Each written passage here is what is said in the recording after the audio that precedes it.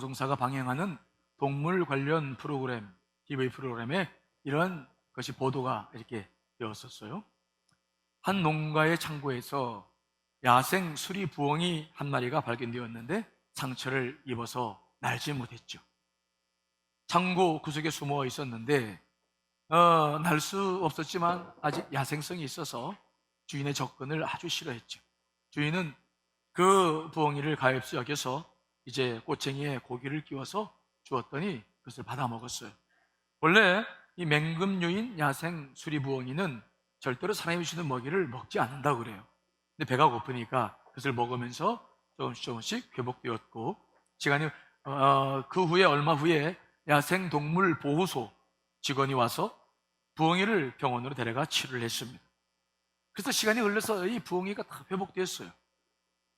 완치가 되자 수의사가 하늘로 날려보내려고 수리 부엉이를 안고 휙 던졌는데 안 날아가는 거예요. 그냥 땅에 뚝 떨어져요. 아직 근육이 발달이 안 돼서 그런가. 그래서 다시 다 만져주고 전혀 이상이 없었어요. 그래서 다시 또 탁 하늘을 띄워졌는데 그냥 또 떨어져요. 나중에 몇 번 시도를 하려고 하니까 이제 수의사를 막 공격하고 괴롭게 하고, 그리고 수의사 품에 그냥 안겨 있으려고 하는 그런 모습이 반영되었어요. 그래서 수의사가 그런 말을 합니다. 그것을 보면서 골절도 없고 덫에 걸려 있는 입은 상처도 다 치료되었는데 왜 날지를 않으려고 하나 참 이해가 되지 않네요. 그런 말을 했어요. 이 장면은 학습된 무기력의 전형적인 모습을 우리에게 보여줍니다. 야생 부엉이에게 덫에 걸린 일은 그 일생에서 가장 가슴 아픈 일이었어요. 그가 힘겹게 덫에서 빠져나왔지만 그때 육적으로 받았던, 마음으로 받았던 상처와 충격은 가시지 않은 거예요.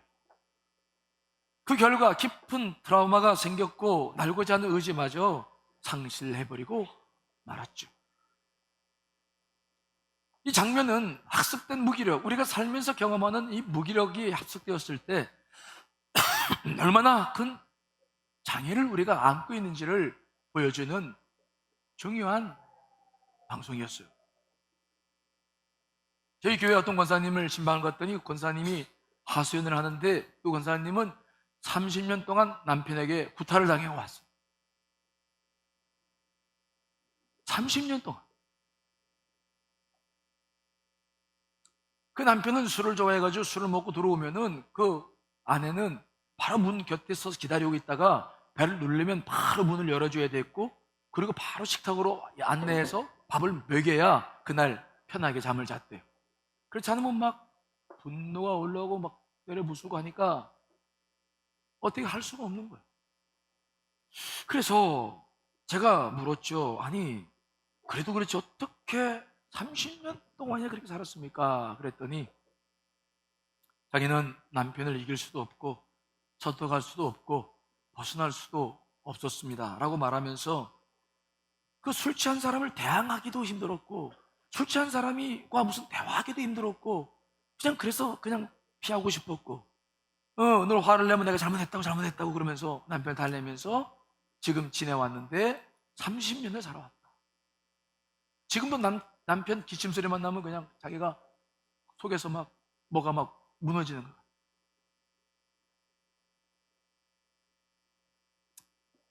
무기력. 우리가 살고 있는 이 사회는 여러 가지 면에서 많은 사람들이 무기력을 경험하고 있어요. 점점점 무기력한 사회에 빠지고 있어요. 물론 잘 사는 사람도 있고 잘 나가는 사람도 있지만 많지 않아요. 이 많은 사람들이 이 사회에 고도로 발달되고 있지만은 무기력 속에서 살아가고 있어. 이 무기력이란 말은 무슨 말이냐?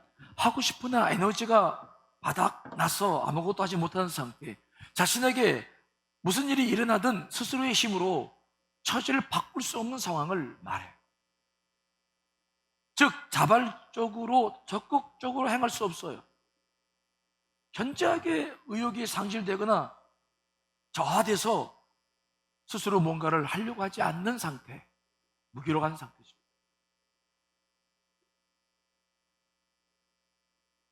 우리가 지금 살고 있는 이 사회는, 물론 사회학자들도 그런 것을 계속 고민하지만,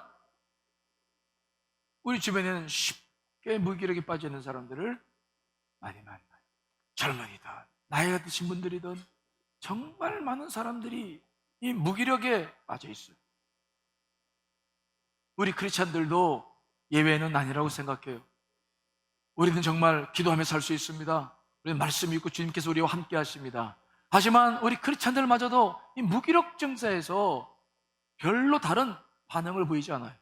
크리스찬들이 더 무능해져 보이고 무력해져 보이고 교회가 힘없어 보이는 이런 시대를 우리가 지금 살아가고 있는 거예요. 어떻게 이런 무기력에서 우리가 빠져나올 수 있을까요? 어떻게 우리가 이 사회의 이 무기력 속에서 우리는 뛰쳐나올 수 있을까요? 어떻게 우리 크리스찬들이 이런 사회 속에서 빛과 소금 역할을 감당할 수 있는 것입니까? 무엇을 어떻게 해야 되겠습니까? 이게 큰 고민이에요. 그런데 이런 무기력증은 우리 시대만 있었지 않았어요. 역사적으로 보면 정말 많은 어려움이 있었던 시대가 있었지만 예수님께서 공생애를 사시던 그 시대도 마찬가지였어요. 그 시대는 로마의 식민 지배를 받고 있었죠. 더 심한 인권과 여건들이 탄압되고 정말 어려운 시대였어요. 또 유대 사회는 율법의 모든 사회적인 생활의 규범을 만들어서 사람들을 다 얽매고 있었기 때문에 사람들은 집단적으로 아무것도 할 수 없었어요. 자기 주권 자체도, 인권 자체도 생각할 수 없을 만큼 처절한 무기력한 상황 속에서 그 시대는 역사가 진행됐어요. 그때 주님께서 그 사회에 오신 것입니다. 그리고 그런 시대에 주님께서 오셔서 12명의 제자를 만드셨고 부르셨고 하나님의 나라를 이루어 나가기 위해서 그분이 그때부터 시작하신 것입니다. 어떻게 주님께서는 그 무기력한 사회 속에서 하나님의 나라를 이룰 수 있는 동력을 제자들에게 주셨을까요? 무엇을 통해서 하나님을 믿는 사람들이 그 시대를 극복할 수 있었습니까? 만약 그 답을 안다면 우리가 지금 이 시대 속에서도 우리는 그 길을 찾아낼 수 있을 거예요. 무엇이었습니까? 여러분, 그런 관점으로 성경을 읽어보십시오. 복음서를 읽어보십시오. 주님께서 뭘 하셨는지를 분명하게 볼 수 있어요. 여러 가지 일이 있지만 오늘 가장 중요한 거 한 가지 말씀드리고 싶은 게 있는데, 주님께서 그 암울한 시대 속에서, 무기력에 빠져있는 시대 속에서 자기 제자들에게, 자기 백성들에게 그 무기를 돌파할 수 있는 방법을 주시고 힘을 주신 것이 딱 한 가지가 있는데, 그것은 바로 뭐냐? 기도인 줄 믿습니다. 뭐라고요? 기도? 뭐 큰 거 있는 줄 알았네. 기도? 아니, 기도는 가장 중요한 것입니다.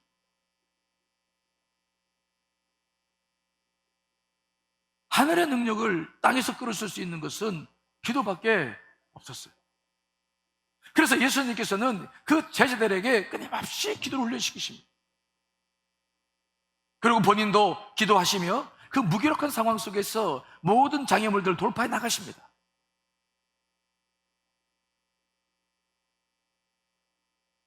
그 당시나 지금이나 이 무기력한 상황을 돌파할 수 있는 것은 기도밖에 없어요. 여러분, 우리 교우들이 여러 어려운 분들 많이 계시고 또 건강하신 분들, 잘 사는 분들 많이 계시지만 사는 정도 때문에 사람의 삶이 달라지지 않아요. 기도하는 사람들만이 눈이 바짝바짝거려요. 이 시대 속에서도 어려워도 기도하는 사람들은 달라요. 기도는 그렇게 쉽게 넘어가야 될 문제가 아닙니다. 그런데 성경에 보면 예수님께서 그 무기력한 상황 속에서 두 가지 기도를 훈련시키셨는데, 하나의 기도는 뭐냐? 우리가 일상적으로 하는 기도예요. 하나님 아버지께 구해서 하나님께서 역사하시는 기도죠. 오병이어의 기적을 일으키실 때에도 안드레 손에 데리고 온 그 소년이 가지고 있었던 물고기 2마리와 떡 5개를 하나님에 올려 축사하면서 기도하면서 그 기적을 일으키셨어요. 나사로를 살리실 때에도 하나님 아버지께 예수님께서 나의 기도를 늘 들으시는 줄 믿습니다. 기도하시면서 축사하시면서 나사로를 부활시키십니다. 이게 일반적으로 지금도 우리가 하고 있는 기도죠. 그런데 두 번째 기도가 있어요. 예수님께서 아주 무기력한 상황 속에 빠졌을 때에 그때 쓰는 기도가 있는데, 그때 어떤 기도했느냐? 그건 하나님께 기도하지 않고 직접 장애물에게 명령하는 기도였어요. 명령하는 기도. 이걸 우리는 권세 있는 기도라고 따라 해볼까요? 권세 있는 기도. 이 권세 있는 기도에 대해서 우리가 특별 새벽 기도나 철야 때에는 종종 몇 번 해서 함께 기도했어요. 근데 우리 교회는 특별 새벽 기도회나 철야 때 나오는 이 교우들이 많지 않아요. 철야 때 나오는 교우들 많아봐야 한 300명인데 나머지 수많은 그 교인들은 어디서 기도를 훈련받고 어디서 기도를 하는 건지, 집에서 물론 하겠지만 제가 좀 답답해. 그래서 오늘은 기도 많이 하면서 주일날 그 기도를 하려고 아예 결단하고 나왔어요. 이해되시죠? 철야처럼 하려고 나왔어. 왜? 어디서 도대체 기도를 훈련받아요? 그 많은 교인들은 어디서 새벽 기도 안 나오고 철야 안 나오신 분들은 어디서 기도 훈련받습니까? 어디서 기도를 하며 살아가는 겁니까? 오늘은 제가 아주 작정을 하고 왔기 때문에 오늘은 철야 같은 주일 예배를 드릴 거라 믿으시고 저를 좀 그렇게 이해해 주시기 바랍니다. 아셨죠? 그러셔야 돼요. 이상한 눈으로 저를 쳐다보지 마시고. 근데 예수님께서 그 권세 있는 기도를 하실 때를 우리가 구체적으로 보겠어요. 그럼 어느 때 하셨느냐? 어느 때 우리가 무기력증을 느끼느냐? 우리가 신약성경에 보면은 인간들이 무기력증을 느낄 때는 사탄이 역사할 때예요. 영적인 일이 일어날 때는 인간이 아무것도 이성으로 판단이 안 되니까 아무것도 못해요. 한 번은 예수님께서 거라사 지방에 가셨는데 그 거라사 지방에 가셨을 때 거기서 무덤 사이에 살고 있던 그 귀신이 저기 들리는 사람이 막 얼마나 큰 힘을 가지고 막 소리를 지르는지, 그 사람은 쇠사슬과 고랑으로 막 채워놔도 그것을 막 똑똑 끊으면서 그 누구도 그 사람을 대적할 수 없었어요. 그 사람 앞에서 모든 사람들은 다 무력했어요. 그 귀신 들린 사람이 예수 그리스도를 만났을 때 뭐라고 말합니까? 큰 소리로 부르짖어 말했습니다. 지극히 높으신 하나님의 아들 예수 그리스도시여, 당신과 내가 무슨 상관이 있습니까? 하나님 앞에서 맹세하고 나를 괴롭게 하지 마십시오. 하지만 그때 예수님께서는 나사렛으로 물러가라, 나와라, 귀신아 나와라 라고 단도직입적으로 권세 있는 기도를 하시죠. 함께 기도하지 않아요. 그 사탄에게 바로 명합니다. 사탄 나와라. 그랬더니 그 사탄이 자기를 이 지역에서 떠나지 말게 하고 저 언덕에 보니까 돼지 2,000마리가 있어요. 그 돼지 떼에 자기를 들어가게 해서 옮겨가게 해달라고. 그래서 가라 그랬더니 그 돼지 속에 들어갔다가 돼지가 막 비탈에 내려 굴러 달리다가 이제 낭떠러지에 빠져 죽는 역사가 성경에 기록되고 있죠. 무기력에 빠졌을 때 그때 예수님은 막 기도를 하나님께 하지 않고 자기에게 주신 권세를 가지고 곧바로 기도해요. 또 눈에 보이는 사탄이 눈에 들어올 때 귀신 들리는 것은 금방 보이잖아요. 눈동자만 보면 돌아가니까 딱 제압할 수 있는데 문제는 무엇입니까? 보이지 않아. 배후의 역사예요. 이때가 굉장히 어려워요. 그때에도 주님께서는 배후의 역사하는 사탄을 향해서 명령하셨죠. 자, 여러분 마가복음 4장 39절 말씀 읽어보겠습니다. 시작. 예수께서 깨어 바람을 꾸짖으시며 바다더러 이르시되 잠잠하라 고요하라 하시니 바람이 그치고 아주 잔잔하여 지더라. 아멘. 예수님께서 네 가지 밭에 대한 설교를 하시고 많은 무리들에게 말씀을 하셨어요. 그리고 갈릴리 바다를 건너서 이제 반대편으로 가시는데 주님은 배를 타고 가시다가 피곤하셔서 고무를 메고 잠을 주무셨는데 갑자기 풍랑이 일어나서 배를 집어삼킬 듯 하는 것이죠. 그 제자들이 막 어부였던 사람들이 있으니까 물을 퍼내고 애를 썼지만 안 됐어요.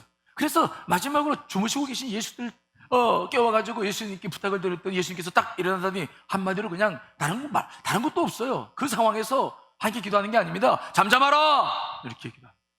눈을 떠라 그렇게 기도하시는 거죠. 그냥 기도하지 않아요. 그냥 명령하는 거예요.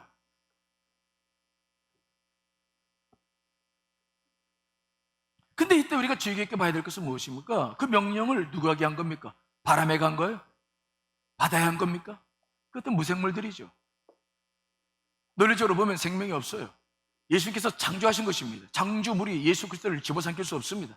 주님께서 그때 명령하신 것은 그 배후에서 공중 권세를 잡고 있는 사단이 그 바람과 바닷물을 이용해서 예수 그리스도와 제자들을 해하려고 했을 때 바로 그 배후에 있는 사탄에게 예수 그리스도께서 잠잠하라고 말씀을 하시는 거예요. 그 명령의 대상은 그 일 뒤에 있는 사단이에요. 우리가 죄송합니다. 신앙생활을 할 때 초기 단계에는 이성만 발달해요. 십자가의 보혈을 그냥 믿고 예수 그리스도 받아들여서 이성으로 성경을 보고 그저 이성으로 판단하고 합리적인 판단을 가지고 신앙생활을 배우기 시작해요. 그런데 신앙이 깊어지게 되면 영이 뭔지를 알게 돼요. 눈에 보이는 것만 가지고는 절대로 기독교 신앙이 지금 2000년 동안 유지할 수 없습니다. 기독교 신앙이 무엇입니까? 학교 공부하는 것입니까? 무슨 이데올로기 사상입니까? 아니에요. 예수 그리스도 그분입니다. 그분의 영이 이 기독교 안에 있는 거예요. 우리는 신앙생활을 하면 할수록 눈에 보이는 말씀이나 객관적인 지식이나 이것이 아니라 그 뒤에서 역사하는 영을 볼 수 있는 눈이 열려야 될 줄 믿습니다. 이게 굉장히 기도하는 사람들에게 중요한 것이고 크리스찬들에게 이게 중요해요. 이 문이 아직도 이 눈에 열리지 않는 사람들은 계속 이성적인 판단만 해요. 결단할 때마다 늘 이성적 판단을 하고 그래서 늘 실패하죠. 뒤에 있는 것들이 보여지는 역사가 이제 여러분들 가운데 시작되어야 돼요. 제가 언젠가 어떤 권사님의 가정에 신방을 갔는데 권사님 예배 잘 드리고 다과를 먹었어요. 근데 이상하게 다과를 먹으면서 대화하다 보니까 그 여자 권사님이 제가 담임 목사가 왔으니까 자기 남편을 좋은 말을 해줘야 될 거 아니에요. 그렇죠? 남편이 기도도 열심히 하고 열심히 그렇게 해줘야 되는데 이상하게 가시는 말을 자꾸 하는 거예요. 까시는 말. 그러니까 또 그 남자 권사님도 또 그 자기 아내에 대해서 또 나한테 또 까시는 말을 해. 아니 그분은 교회에서 열심히 하시는데 자기 아내가 실제로는 이렇고 저렇고 막 이상해. 이 가정이 왠지 이거 뭔가 좀 이상하다. 근데 이제 우리가 영적인 눈이 떠있으면 여러분들도 그런 경험하실 거예요. 이게 이성으로 판단되지 않아요. 그냥 금방 이게 느껴져요. 영적으로 느껴지는 게. 좀 어려움이 있구나. 이게 느껴져요. 나도 모르게 느껴져요. 느껴져. 이게 이제 저라서 그런 게 아니라 우리가 누구나 다 이걸 느낄 수 있어요. 관심을 갖지 않아서 그런데 그냥 느껴져요. 그래서 제가 느껴지는 게 있어가지고 다과를 다 먹은 다음에 대화를 좀 구체적으로 했어요. 부부 사이가 어떤지, 어떤 일이 벌어졌고 그동안 어떻게 살았는지 좀 더 다각적인 질문을 통해서 그분들의 말들을 끌어냈는데 그 권사님이 그래요. 우리는 날마다 싸운다고. 교회 와서는 손잡고 다니는데 집에서 날마다 싸운대. 아이고 주여. 굉장히 이게 좀 어려운 거예요. 여러분 교회에서 보는 얼굴하고 집에서 보는 얼굴 다르면 이게 얼마나 아픈 겁니까? 그렇죠? 그 교회 와서 쇼하는 거예요. 그래서 가슴이 너무 아파가지고 제가 여러 가지 이야기를 하면서 가정의 내력을 좀 물어봤더니 자기 집안에 누가 있고 누가 어떻게 해서 무슨 일을 겪었고 이런 얘기를 쭉 들어봤어요. 제가 느껴지는 것은 이 가정에 정말 사악한 영들이 역사하는구나 이런 것들을 내가 깊이 느낄 수 있었어. 그래서 부부를 끌어앉혀놓고 두 손을 잡아놓고 정말 안수기도를 하는데 정말 진심으로 이 가정 안에 사악한 영이 물러가고 정말 기도했어요. 그리고 이제 잊어버렸는데 언젠가 그 권사님, 여자 권사님이 문자가 왔어. 일주일인가 2주일인가 지났었는데 문자가 왔는데 첫 마디가 뭐냐면 목사님 이제 우리 안 싸워요 이렇게 시작돼요. 안 싸워요. 자기도 모르게 이상하게 이제는 가정에 보면 그런 게 없대. 옛날에 왜 싸웠는지 모르겠대. 옛날에 뭐 먹었냐 그런 것 때문에 싸우기도 하고 그랬는데 도대체 이해가 그동안 안 됐다. 이거 여러분 어떻게 설명할 거예요? 목사님이니까 아니에요. 그렇잖아요. 여러분이 살고 있는 이 세상은 절대 눈에 보이는 것만이 아니라는 것을 이걸 경험해 나가야 인생의 철이 들어, 신앙의 철이 들어요. 무슨 말 이해되십니까?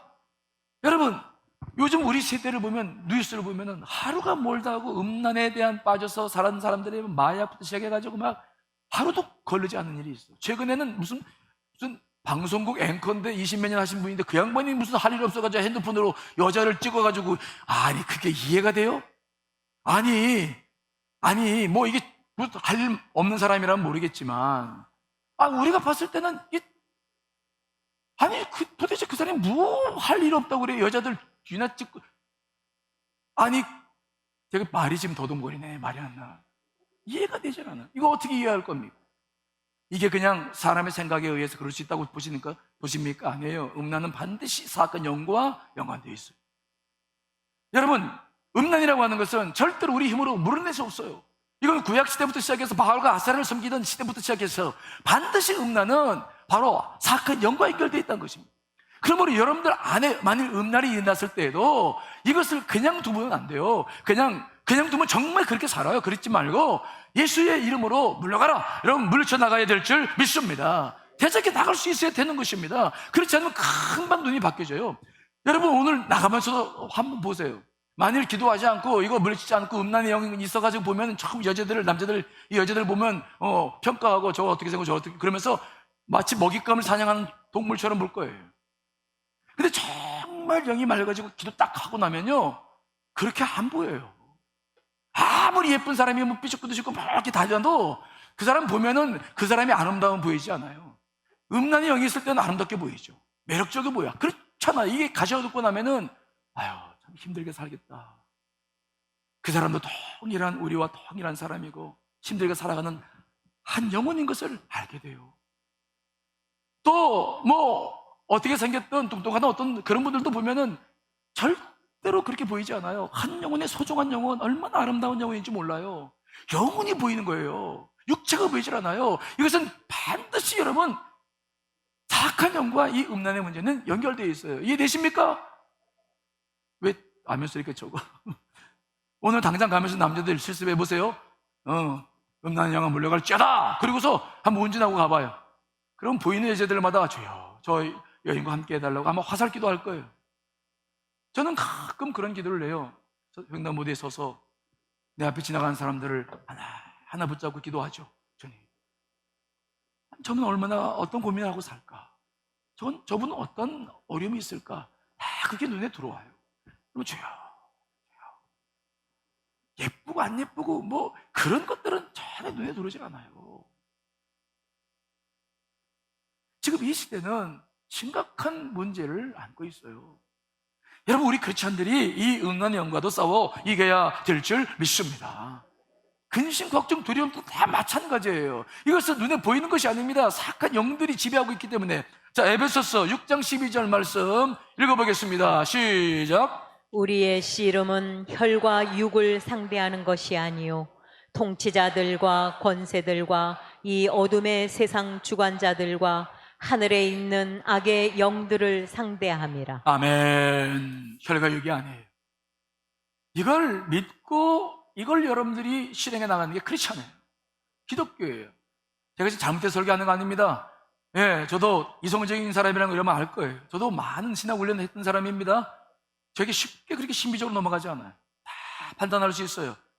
여러분 그러나 기독교가 이 영, 사악한 영, 이 영을 믿지 않으면, 있다는 것을 믿지 않으면 뭘 믿는 겁니까? 우리가 예수 십자가의 보혈로 구원받았어. 영원한 삶을 사는데 그 영원한 삶이 믿어집니까? 부활이 믿어지겠습니까?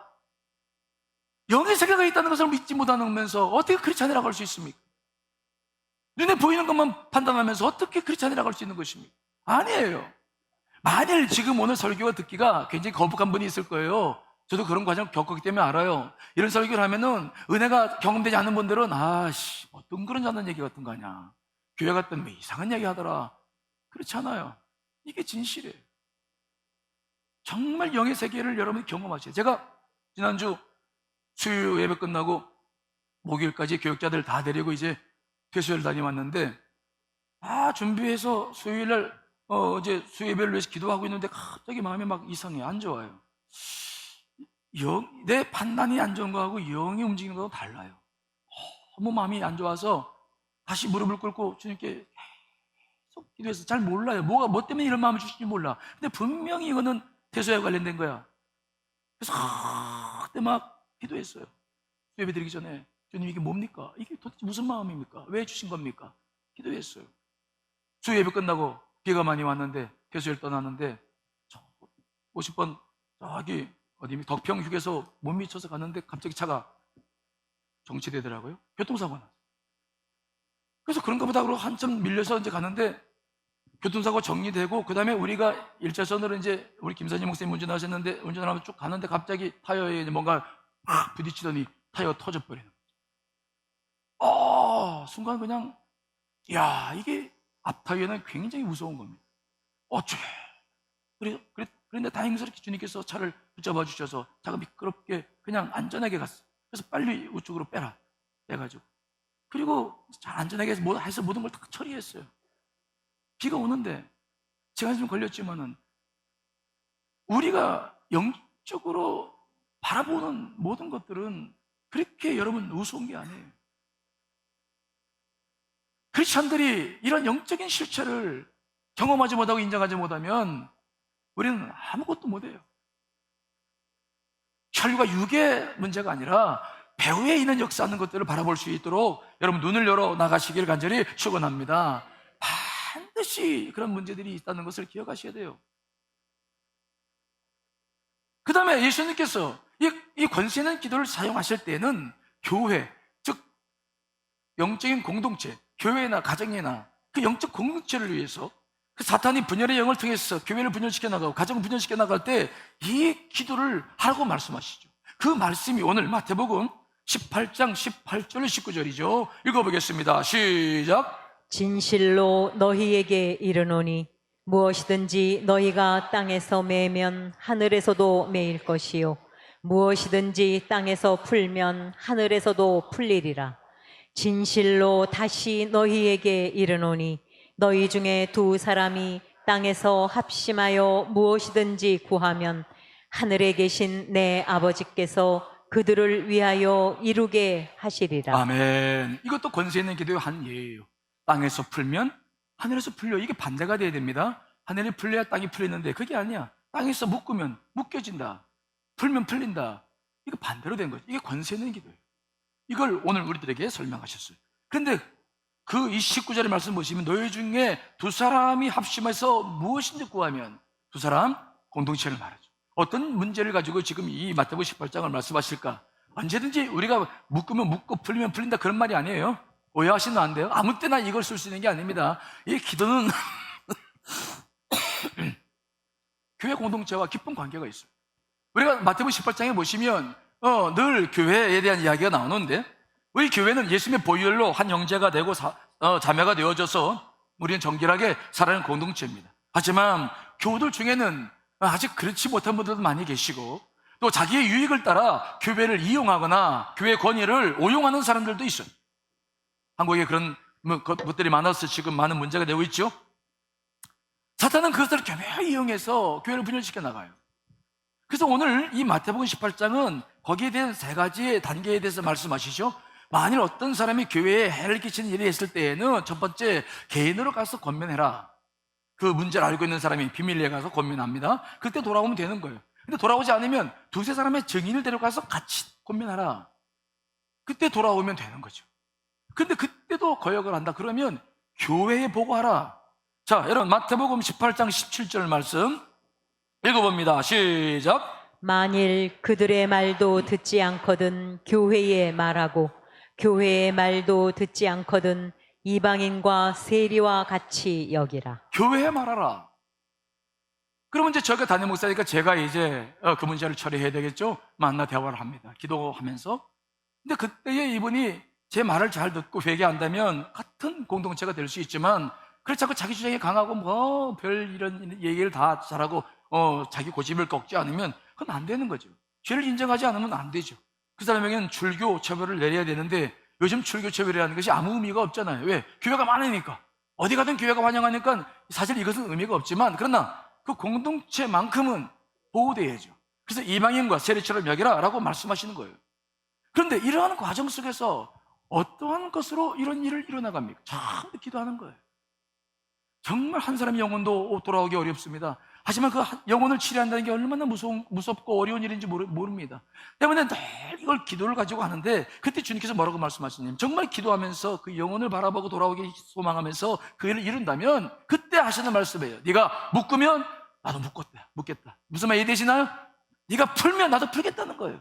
교회에 주신 권위를 그대로 인정해서 네 권위를 존중하겠다는 것입니다. 그렇게 하라는 거예요. 그래서 주신 말씀이 이 말씀이에요.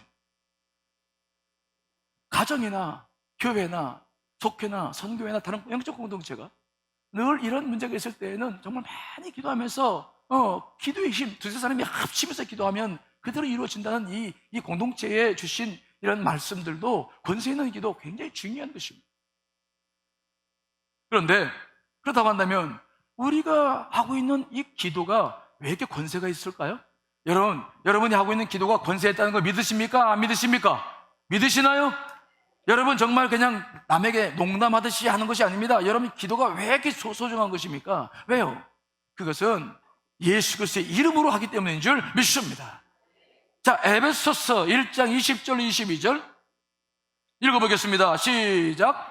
그의 능력이 그리스도 안에서 역사하사 죽은 자들 가운데서 다시 살리시고 하늘에서 자기의 오른편에 앉히사 모든 통치와 권세와 능력과 주권과 이 세상뿐 아니라 오는 세상에 일컫는 모든 이름 위에 뛰어나게 하시고 또 만물을 그의 발 아래에 복종하게 하시고 그를 만물 위에 교회의 머리로 삼으셨느니라. 아멘. 예수님은 모든 사탄의 권세를 넘으시고 하늘 보좌 우편에 앉아 계셨어요. 하나님은 그분에게 모든 통치와 권세와 능력과 주권을 주셨어요. 모든 이름 위에 뛰어나게 그 이름을 올려주셨죠. 그래서 모든 만물이 그 발 아래 복종하게 하셨고 또 그를 만물 위에 교회의 머리로 삼으셨어요. 우리가 힘이 있는 것이 아니라 예수 그리스도의 이름이 힘이 있는 줄 믿습니다. 그 힘으로 기도하는 겁니다. 그래서 기도할 때마다 그냥 섣불리 하면 안 됩니다. 예수 그리스도 그분과 함께 하는 것입니다. 두 번째, 예수님의 보혈의 능력 때문에 그래요. 사탄은 예수님의 보혈을 가장 무서워합니다. 자, 요한계시록 12장 11절을 세번역 성경으로 읽어보겠습니다. 시작. 우리의 동료들은 어린 양이 흘린 피와 자기들이 증언한 말씀을 힘입어서 그 양말을 이겨냈다. 그들은 죽기까지 목숨을 아끼지 않았다. 아멘. 사악한 영들과 대적할 때는 십자가 보혈이 얼마나 중요한 건지 모릅니다. 그 보혈의 능력으로 우리가 구원받았고 기도하는 거예요. 권세가 있는 거예요. 세 번째로 예수님께서는 하늘 보좌 우편에 앉으셨는데 자기만 앉으신 것이 아니라 우리를 함께 앉으셨다. 자, 에베소서 2장 5절 6절 말씀 읽어보겠습니다. 시작. 허물로 죽은 우리를 그리스도와 함께 살리셨고 너희는 은혜로 구원을 받은 것이라. 6절 또 또 함께 함께 일으키사 일으키사 그리스도 예수 안에서 함께 하늘에 앉히시니.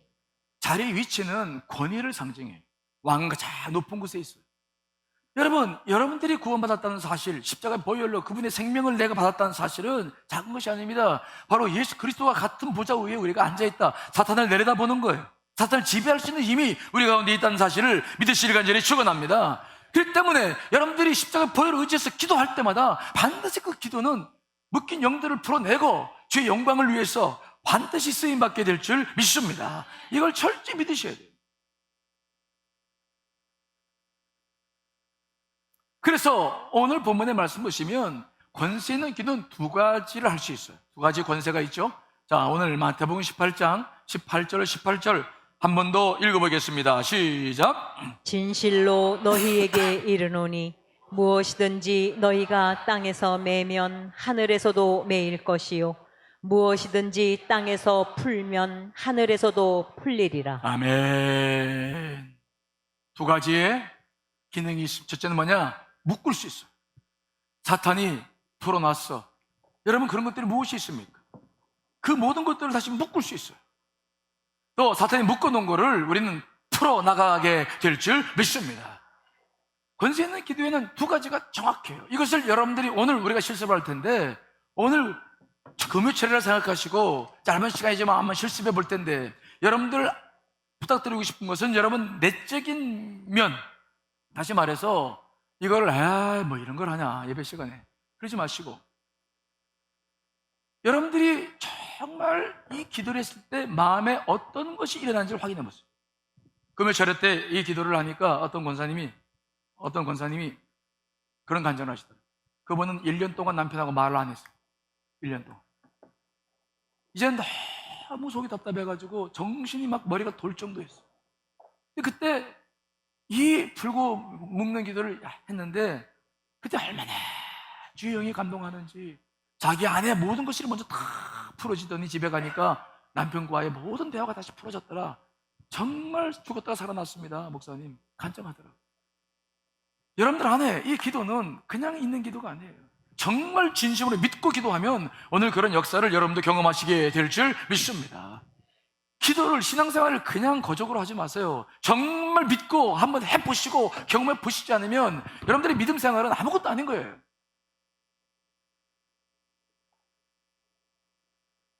저는 오늘 두 가지를 기도할 텐데, 묶는 기도와 푸는 기도 할 거예요. 다만 이 묶는 기도와 푸는 기도의 가장 중요한 것은 뭐냐면 소리예요. 뭐라고요? 소리. 입을 여셔야 돼요. 예수님께서도 바람과 바다를 잔잔케 하셨을 때 입을 여셨죠. 침묵을 하지 않았어요. 우주 만물을 창조하실 때도 빛이 있으라 말씀하셨죠. 소리는 이 영적인 세계에서 굉장히 중요한 역할을 해요. 그렇기 때문에 이 시간 기도할 때에 너무 크지 않아도 돼요. 다만 담은 입 가지고는 안 된다. 입을 여시기를 간절히 축원합니다. 작은 거라도 괜찮아요. 입을 열어서 정말 동참해 보십시오. 주의 영이 이 시간에 여러분과 함께 하실 줄 믿습니다. 의심하지 마세요. 우리 교회는 대단히 건강한 교회하고 바른 교회입니다. 여러분 믿으시죠? 우리 교회처럼 건강한 교회는 드물어요. 많은 목회자들이 저희 교회를 본받고 있어요. 저희 교회는 아주 중요한 교회입니다. 자, 오늘 이 시간에 기도를 실습할 텐데, 저는 바라는 것이, 난 그런 거 중요 없어. 난 이런 분들 위해서 기도 많이 했어요.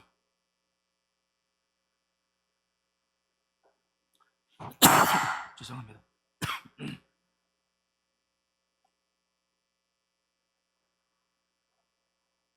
자, 죄송합니다. 먼저 묶는 기도를 하겠습니다.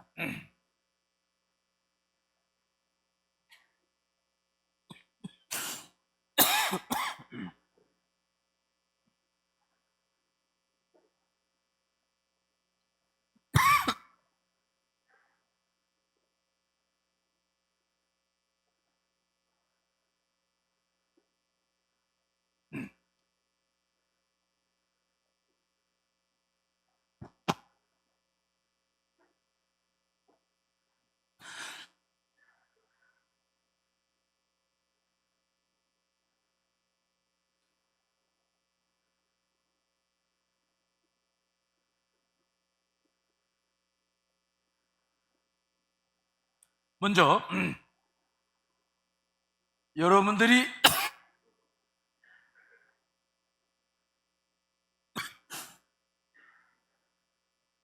사악한 영이 가정이나 여러분에서 역사하는 것이 무슨 일을 구분할 수 있어야 돼요. 즉, 우연히 잘못하는 일과 우연히 생기는 것과 사악한 영이 활동하는 것은 아주 달라요. 저를 보세요. 달라요.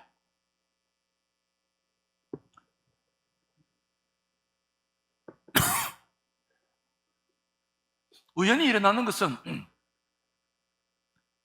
여러분들의 의지로 얼마든지 조정할 수 있어요. 하면 그만하자. 그러면 안 할 수 있어요. 여러분의 판단과 의지로 얼마든지 조정이 가능해요. 네, 악한 영의 특징이 있는데 그것은 중독되고 집중됩니다. 절대로 내 힘으로 끊을 수 없어요. 만일 여러분 개인의 삶과 가정에 그런 것이 있다면 그건 묶어야 돼요. 먼저 우상숭배 있어요. 우리나라는 예전부터 우상숭배가 되어져 있었어. 아주 우상숭배는 분열의 영입니다. 굉장히 어렵습니다. 거기를 통해서 모든 것들이 나와요. 영도 그렇고 분열의 영도 그렇고 다 나오는데, 아무튼 우상숭배 아직도 점을 치거나 막 이상한 데 찾아다니시는 분들 굉장히 큰 실수를 하는 거예요. 그것도 내 힘으로 안 돼요. 끊어내, 묶어야 돼요. 어느새 모르게 위기만 닥치면 쫓아다니죠. 두 번째로는 아까 말씀드렸습니다. 음란의 영. 여러분들 가정 안에는 이미 TV, 컴퓨터 다 들어와 있어요. 여러분들이 힘으로 그거 못 막습니다. 이해되시나요? 그거는 절대적으로 묶어내야 돼요. 정말 기도로 묶어내셔야 돼요. 그거는 우리 힘으로 할 수 없어요. 사악한 영이 늘 쓰는 게 돈과 그건데, 이건 굉장히 무서운 겁니다. 사업장에도 마찬가지입니다. 모든 일들이 여기서부터 출발하는 것이 많이 있죠. 그 다음에 분노나 혈기 있어요. 이거 저도 좀 있습니다. 이거 있어서 저도 기도를 많이 하는데 이게 잡아지지 않아요. 이게 잘 안 돼. 묶어야 돼요. 정말 기도가 필요합니다. 그 다음에 시기, 질투, 분열의 영 이런 것들 여러분들의 힘으로 조절이 안 되는 것들이 있어요. 그런 것들은 반드시 이 시간에 기도하시기를 간절히 축원합니다. 기도할 때 가장 중요한 것이 있어요. 주님 십자가의 보혈로 묶어달라고, 사악한 영을 묶어달라고. 여러분들이 믿음으로 기도할 때 그 기도가 그대로 응답된다는 것을 오늘 경험해 보십시오. 응답이 된다고 하는 것은 처음에 여러분들 안에 영적인 증상들이 오는데 마음이 좀 시원해져요.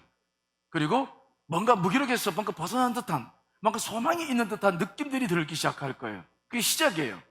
자, 오늘 그것만 느껴도 여러분들이 충분히 기도에 힘을 경험해 보실 건데요. 자, 눈을 감으시기 바랍니다.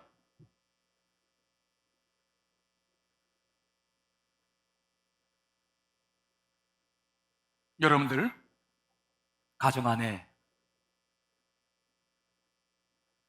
여러분들의 삶 가운데 묶어야 될 것들 뭐가 있습니까? 이런 것들은 우리가 마음의 문을 열고 받아들였기 때문에 우리 가정에 있는 것이고 여러분 안에 있는 것입니다. 여러분 모든 것을 묶을 수 있습니다. 예수 이름으로 묶으실 텐데 이 시간에 금요철화처럼 주여 한번 같이 외치고 작아도 좋습니다. 중요한 것은 입을 여십시오. 기도를 잘하든 못하든 상관없어. 한번 해보십시오.